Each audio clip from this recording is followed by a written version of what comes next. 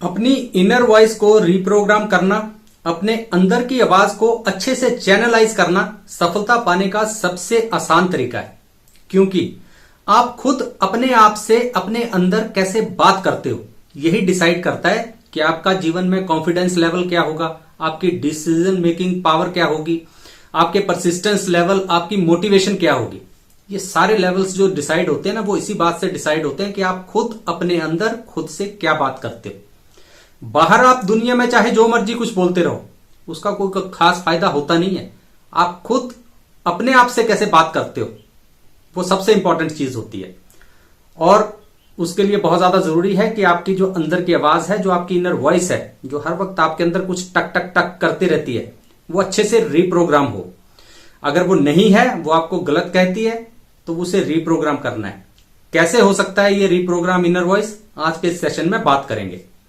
लेकिन अगर आप इस चैनल पर नए हैं तो आप इस चैनल को सब्सक्राइब कर सकते हैं या कर ही लीजिए, क्योंकि हम इस चैनल पर जीवन से जुड़ी ऐसी बातें रोज करते रहते हैं, अक्सर करते रहते हैं, जिससे आपको अपने जीवन को और बेहतर समझने में और बेहतर कुछ उससे काम लेने में आपको मदद मिलेगी। तो उसके लिए सब्सक्राइब करना जरूरी है, कर लीजिए। चलिए आज बात करते हैं, आगे बढ़ते हैं कि अपनी इनर वॉइस को रिप्रोग्राम कोई भी व्यक्ति कैसे कर सकता है ताकि वो और ज्यादा सफल हो। सबसे पहला काम जो आपने करना है ना इसके लिए, वो ये करना है कि बी अवेयर। आपको अवेयरनेस में तो आना पड़ेगा। ये भाई फाउंडेशन है, इसके बिना कोई काम नहीं चलता है। क्यों अवेयरनेस में आना पड़ेगा? वो इसलिए आना पड़ेगा भाई, क्योंकि मैक्सिमम लोगों को ये पता ही नहीं है कि मेरी करंट वॉइस मुझसे क्या कह रही है। वो ऑटो पायलट पर अपने जीवन में चले रहते हैं कि जो दिल किया वो कर दिया, सोचा ही नहीं, आगे बढ़ते गए, किसी काम में लगे हैं तो लगे ही रहे हैं। लेकिन अंदर खुद से क्या बात हो रही है या अपने अंदर से क्या आवाज आ रही है, आपकी करंट वॉइस क्या है, वो आपसे क्या कह रही है, वो पता नहीं होता है। और जीवन का एक असूल है कि anything which you don't notice you can not change. कोई भी ऐसी चीज जिसे आप नोटिस ही नहीं करते हो, उसको भाई चेंज कैसे करोगे?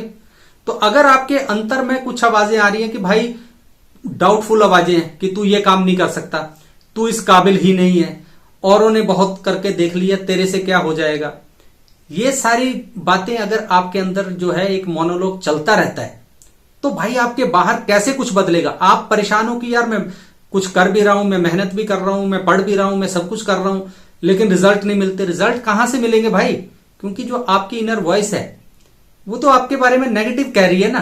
तो जब तक आप उसको बदलोगे नहीं तब तक कुछ होगा नहीं। और बदलोगे कैसे? जब उसको नोटिस करोगे। नोटिस कैसे करोगे? अरे भाई जब अवेयर रहोगे। आप ये देखो कि आज मेरी इनर वॉइस मुझसे कह क्या रही है, ये डाउटफुल ज्यादा है, डिसमिसिव ज्यादा है, क्रिटिकल ज्यादा है, या मुझे क्रिटिसाइज कर रही है, क्या कर रही है। वो सारी बातें जब आप देखने लगोगे, नोटिस करोगे, तभी तो चेंज करोगे ना उसे। इसके बाद दूसरी चीज जो आपने ध्यान रखनी है अवेयरनेस के बाद, वो ये रखनी है कि चेंज द नैरेटिव। कि आपके माइंड में जो एक नैरेटिव चलता रहता है वो आपने चेंज करना है भाई, उसके बिना कुछ नहीं होगा। अक्सर आपने सभी को कहते सुना होगा कि भाई जीवन जो है ना, उसमें जब तक आप चेंज नहीं कुछ करोगे तब तक आपको वही रिजल्ट्स मिलते रहेंगे जो आपको मिल रहे हैं। तो अगर आप अपने दिमाग में जो नैरेटिव आपके प्ले होता रहता है, अगर उसे चेंज नहीं ना करोगे तब तक कुछ नहीं होने वाला है। क्या नैरेटिव चेंज करना है? ऐसी चीजें जो आपको लगता है कि यार ये मैं नहीं कर सकता, ये एक नैरेटिव है जो आपके अंदर चलता रहता है। और आपको ये भी पता है कि यार अगर ये नहीं करेंगे तो फिर ये होगा नहीं जो मैं चाहता हूं। तो वो नैरेटिव चेंज करना पड़ेगा। तो क्या करना पड़ेगा? मैं नहीं कर सकता से हमें चेंज करना पड़ेगा, अपने अंदर का नैरेटिव चेंज करना पड़ेगा कि भाई अभी नहीं कर सकता क्योंकि अभी मुझे कुछ चीजें पता नहीं है। अब मैं उन चीजों को पता करूंगा कि ये काम कैसे होता है, फिर मुझे वो चीज मिल जाएगी जो मुझे चाहिए। ये नैरेटिव चेंज होता है। बहुत बार हमारे अंदर जो नैरेटिव चल रहा होता है, हमारे दिमाग में जो नैरेटिव चल रहा होता है, वो बहुत ज्यादा नेगेटिव होता है। किन्हीं भी वजहों से हो सकता है। हमारे कुछ सर्कमस्टांसिस ऐसे रहे, हमने कुछ अपने जीवन में कुछ ऐसी बातें होती हुई देखी हैं कि हमारा जो नैरेटिव है ना, वो नेगेटिव हो गया, बाय डिफॉल्ट नेगेटिव पे सेट हो गया। उसको हमने पॉजिटिव नैरेटिव में चेंज करना है, करना ही पड़ेगा। क्योंकि आप उसके नेगेटिव के साथ बहुत ज्यादा आगे तक चल नहीं सकते हो। आपको कुछ इनिशियल पुश तो मिल जाएगा, लेकिन फिर आगे आप फिर परेशान हो जाओगे। तो आपने अपने अंदर एक पहली बार अवेयरनेस होना है कि करंट वॉइस क्या है। अगर वो करंट वॉइस ठीक नहीं है तो उस नैरेटिव को आपने चेंज करना है, ये दूसरा स्टेप है। इसके बाद तीसरा चीज पे आपने फोकस करना है, वो है कि जो भी आपका नैरेटिव है उसे री इट विद एक्शन। उसको आपने री करना है, लेकिन कैसे? एक्शन से री होती है चीजें। जब आप अवेयर हो जाओगे, नेगेटिव नैरेटिव को बदलोगे, उसके बाद आपने पॉजिटिव स्टेप्स लेना शुरू कर देने हैं, पॉजिटिव एक्शंस लेना शुरू कर देने हैं उस दिशा में जिस दिशा में आप बढ़ना चाहते हो।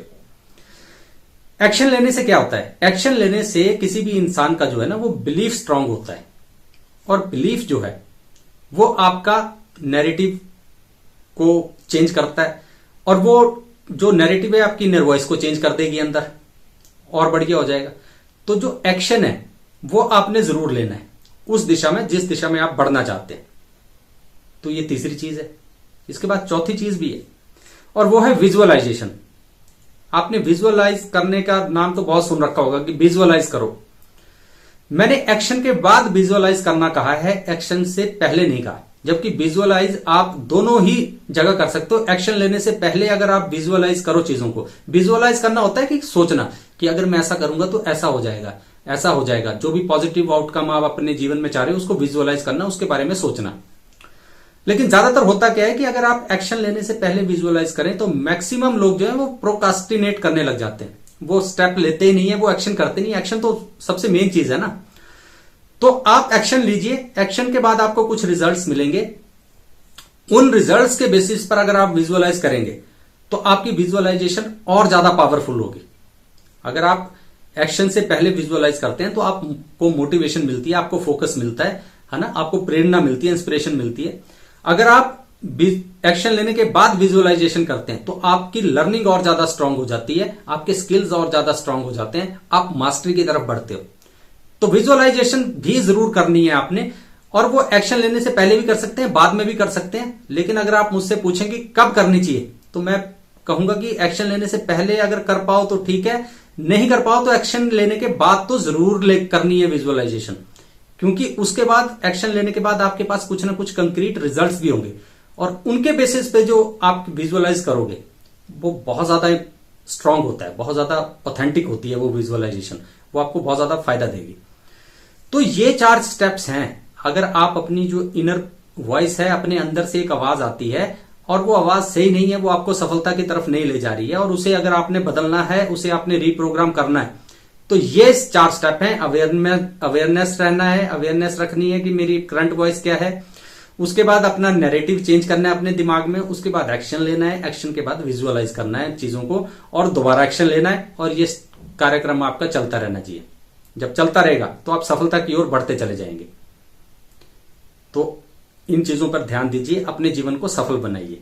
और आपको लगता है अगर कि ये एपिसोड, ये वीडियो किसी दूसरे के काम आ सकता है तो आप जरूर इस वीडियो को शेयर कीजिए, सब्सक्राइब भी कीजिए, लाइक भी कीजिए, और बस इस चैनल को आगे बढ़ाइए जिस भी तरह से हो सकता है, ताकि हम इस तरह की बातें जो है वो करते रहें।